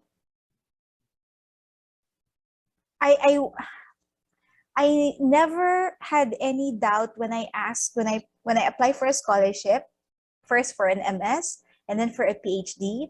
And I recall in my conversation, I'm not sure, kasi ito with Jerry yata, na I only applied, with Sandy, I only applied once. I only applied for one scholarship for MS. I only applied for one scholarship for PhD. Because deep in my heart, it's very purposive. It may be cliche, but it's very purposive that, Lord, I need to do an MS, I need to do a PhD because I would like to grow more. And when I grow more, I would be able to serve better. Yun palagi yung ano ko, I would be able to serve better. So that's why I have this absolute faith that I would always get the scholarship. And I always got the scholarship. So I'm a product of, scholarships. And in relation to that, yes, because with your heart and with your goals in mind, yes, I think that's that's the path for you. And I suggest you apply for Fulbright when it has a new call. Okay, Fulbright Philippines. Check their website, PAF, or you can Google or check. Yes, and check for, and also Japan. No, because for me, if you do engineering, one of the best countries in the world that is an epitome of magnificent engineering, whether ME, EE, CE, just go, would be Japan. Para sa ako, one of the best countries talaga when it comes to engineering would be Japan. And so, try to ask Jerry because he got a scholarship for Japan. And I'm suggesting that you check out Fulbright Philippines because I got the Fulbright Philippines, and I think that the people, the kind of people they look for in terms of really enriching, you fit in that mold. You have the right values, you have the right mindset. So I hope that, yeah. But of course, think about it because see, before then, napaka family, but kana siya because that's one of your future plans. And basta before you turn 30, try to get your PhD. Before you turn 30, try to apply for your PhD. Para pag 30 mo sugod sa yung PhD. I don't know, that's just a suggestion Suggestion, like an ate. And then going back to your your rhetorical question, like, is there a need to separate ministry and what you're doing right now? I don't think so. I mean, of course, this is my opinion. Our current work is our current mission. And when we do our job, although between the two of us, we have a very different countenance, no? Angelo, parang ikaw ang bait-bait. Tapos ako, may katarayan kasi ako. So, no, but no, this is what they say that I'm pretty, well, I'm kind, but I don't tolerate a lot of things. I don't, yeah. I'm kind, but I don't tolerate a lot of things, especially, the negative things. I think what the Lord planted in my heart is that mission to correct. It's very funny that when I was serving actively as a moderator for a youth ministry, my brother partner is very cool and chill, and normally I'm given the task to make the correction. So, para ako si Ate Joy na kontrabida for one interview because in the Book of Wisdom, there's also that verse about you are a fool if you don't accept correction from your elders. Tama? And you are a person of the right. I'm just paraphrasing because I cannot remember the exact words of the verse. Like, you are a wise person if you accept the correction of your elder, whose goal is to help refine you. Tama?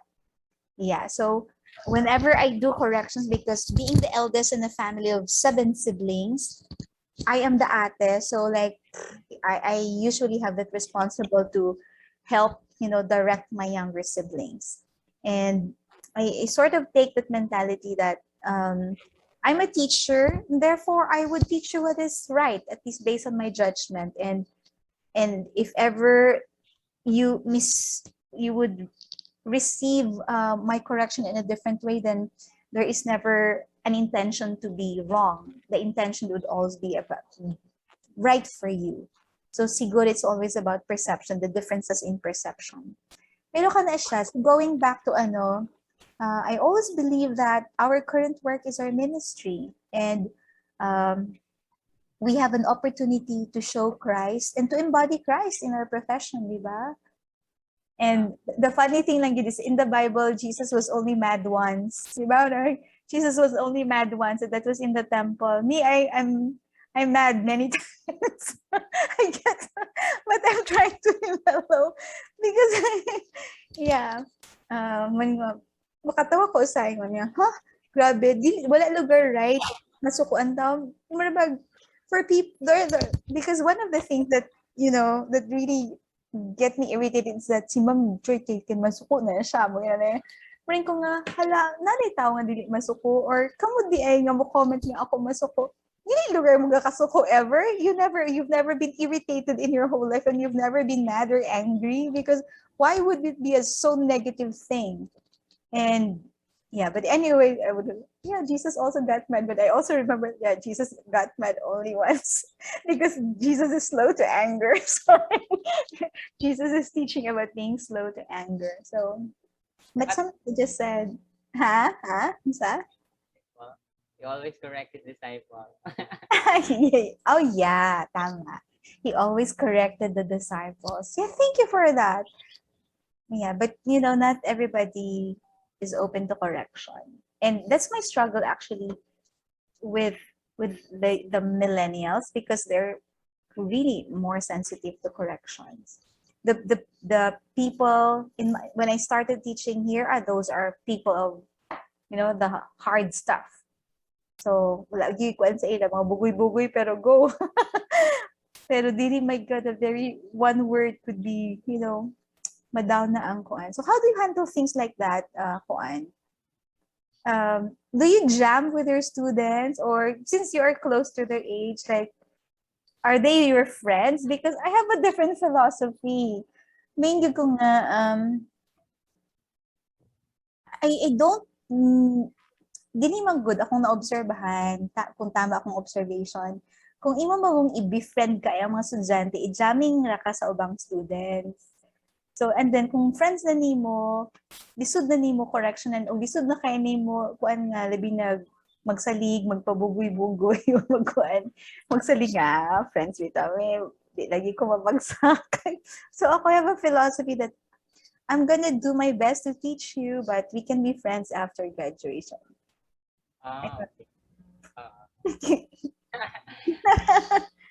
That's true actually. Iba-iba naman din talaga. For me, ako yung masasabi na I think, especially sa high year, mga graduating students, I treat them like talaga, parang not a barbarkada, no, but when the message, even in the messenger, I reply. Oh yeah.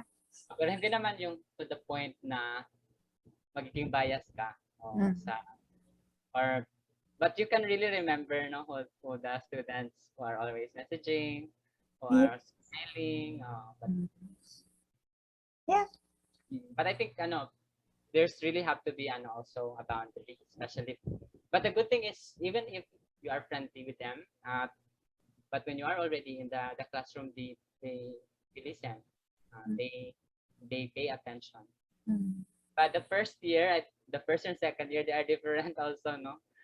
I'm siguro dahil they are coming from different places and backgrounds, and they are still trying to, they are the ones who are more parang critical, especially sa evaluation.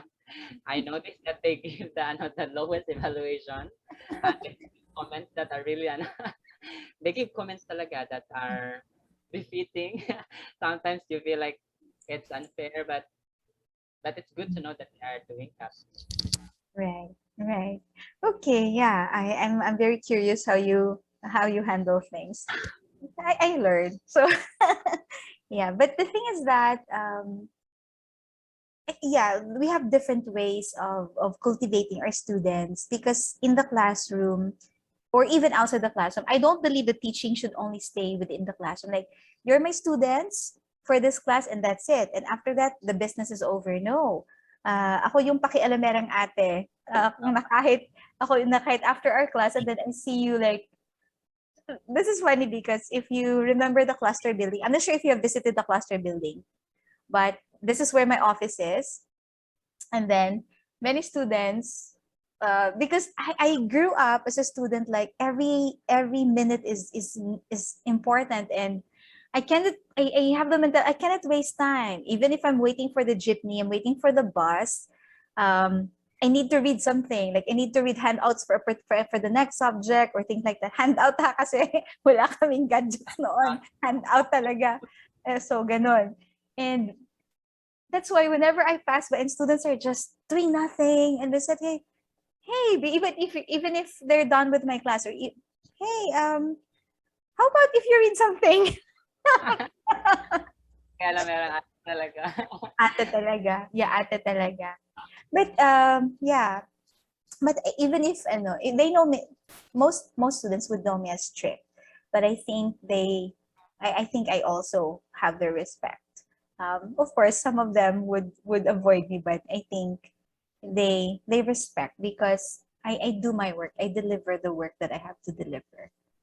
So yeah. Also, notice, iba talaga yung magiging nature mo as a teacher pag nagturo ka sa elementary, sa high school, sa college. Like, yeah. Go ahead. Like sa high school is ang daming fun. Ang daming fun. Kasi parang community lang kasi talaga. So, eat together during lunch, sa karinderya, tapos they go to your table and they converse with you. Chika. Actually more serious. Yeah. Serious. Yeah, that's your advantage because you experience teaching high school, and then before you go to college. I've never had any prior teaching experience except teaching my siblings. some of my siblings. But that's it. No prior experience. Of course, informal, presentation in class, but that's just it. Or maybe a little bit of teaching experience when I volunteered for UPLB, but that's it. Ikaw, at least you know, but that's a good thing. So conversations like this, like sharing techniques, insights, what works for you, is really something enriching, for teaching in general. I hope there would be a lot of venues wherein I hope there will be a lot of shows, talk shows, or shows kind of for public consumption na they just talk about how we could survive and how we could grow together, as teachers, even if you work for a private university or private school, like work for a public school, etc. But just learning the stories of teachers, right? I think it's important. It's very important. Anyway, it's taking a little bit. We're down to our last 10 minutes, Angelo. 2 hours. Oo nga. So, ganito na lang. Of course, I'd like to thank you very much for your time. And of course, this has no financial compensation.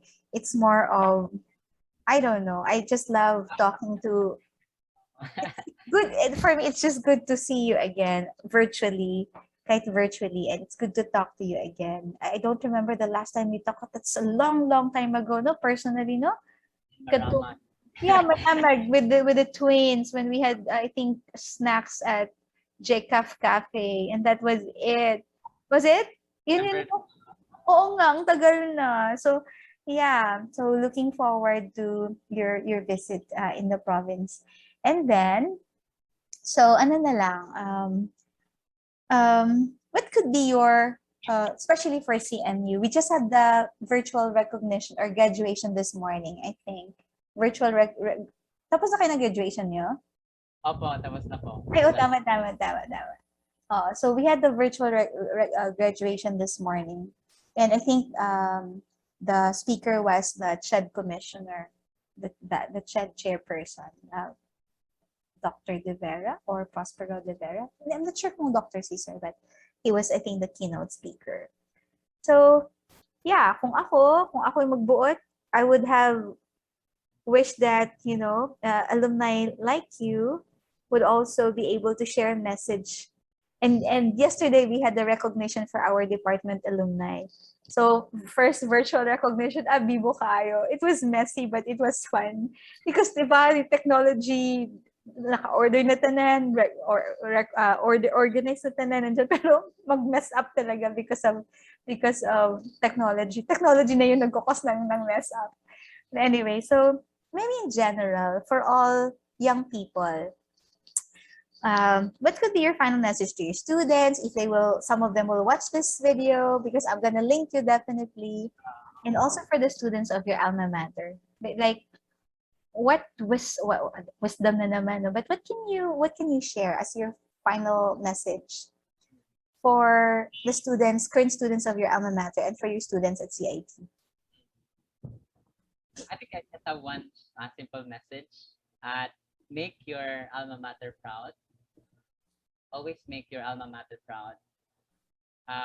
Even if I'm no longer working in CMU or directly connected with CMU, but I always bring CMU with me.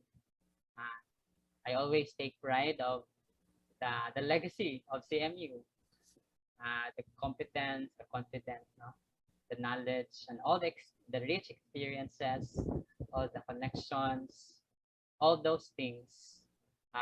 We should make use of that so that we can be, so that our alma mater can be proud of us.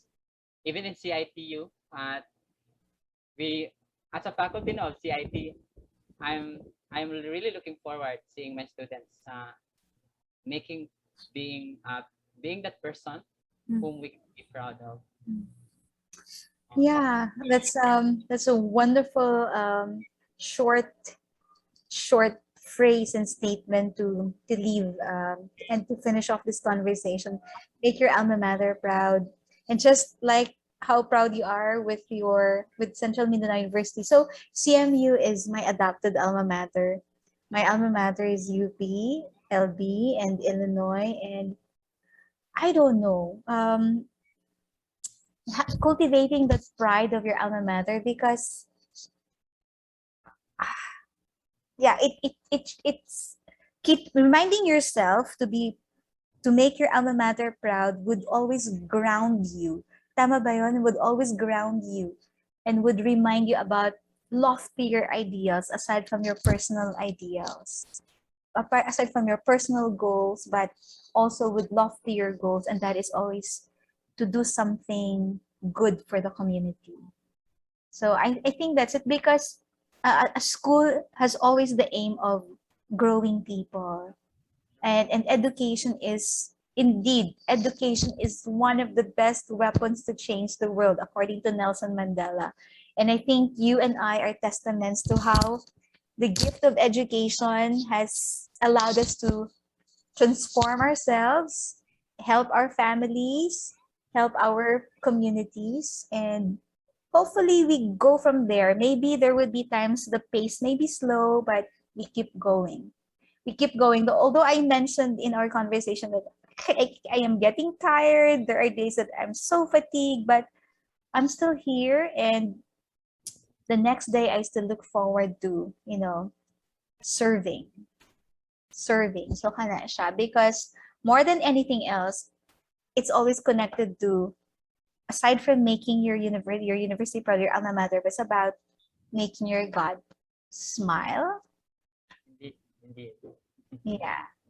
Because, sometimes your workplace could feel so unsupportive. There are days when your workplace or your alma mater may be like there are questionable issues, or your current workplace, because CITU is also now your alma mater, right?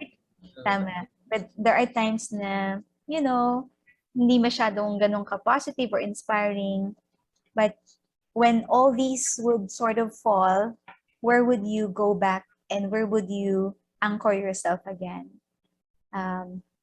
to the one who gave you the mission and the gift of purpose, to the one who illuminated your why. Tama? And I'm so glad that at a very young age, your purpose and your why are so clear. And all the best in your future plans, Angelo. Uh, So much. yes, and yeah, looking forward to a few years from now, merong magmamano sa akin like, that's Tita Joy.